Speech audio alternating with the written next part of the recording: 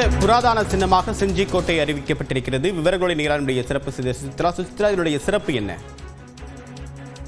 யுனெஸ்கோவினுடைய புராதன சின்னங்கள் தொடர்பான முடிவுகள் என்பது நேற்று 47வது புராதன சின்னங்களுடைய கமிட்டியினுடைய கூட்டத்தில் எடுக்கப்பட்டுள்ளது. அதில் தமிழ்நாட்டினுடைய செஞ்சிக்கோட்டை உள்ளிட்ட 12 மராத்தாக்களுடைய ராணுவ நிலப்பரப்புகளின் கீழ் வரக்கூடிய 12 காம்போனன்ட்களுக்கு இந்த அங்கீகாரம் என்பது அதிகாரப்பூர்வமாக வழங்கப்பட்டுள்ளது.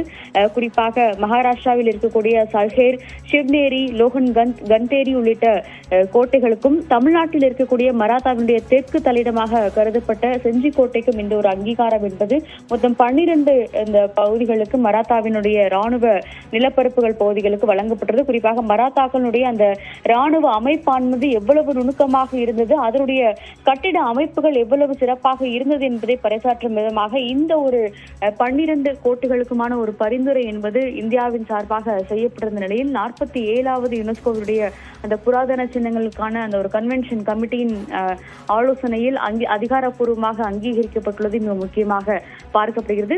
பல ஆண்டுகளுக்கு முன்னதாகவும் இந்தியாவினுடைய ராணுவ திறனை பறைசாற்றும் விதத்திலும் இந்த கோட்டைகள் என்பது செயல்பட்டதிலும், அது மட்டுமல்லாமல் பிராந்தியத்தில் ஒரு நுணுக்கமான ஒரு பொருளாதார கட்டமைப்பை ஏற்படுத்துவதற்கு இந்த கோட்டைகள் உள்ளிட்டவை ஒரு அடித்தளமாக இருந்தது என்ற ஒரு கருத்தின் அடிப்படையிலும் இவற்றுக்கான ஒரு அங்கீகாரம் என்பது வழங்கப்படுவதாக யுனெஸ்கோ அதிகாரப்பூர்வமாக அறிவிக்கப்பட்டுள்ளது. அதில் முதற்கட்டமாக தமிழ்நாட்டில் இருக்கக்கூடிய செஞ்சிக்கோட்டைக்கு யுனெஸ்கோ அங்கீகாரம் என்பது அதிகாரப்பூர்வமாக தற்பொழுது கிடைக்கப்பட்டுள்ளது.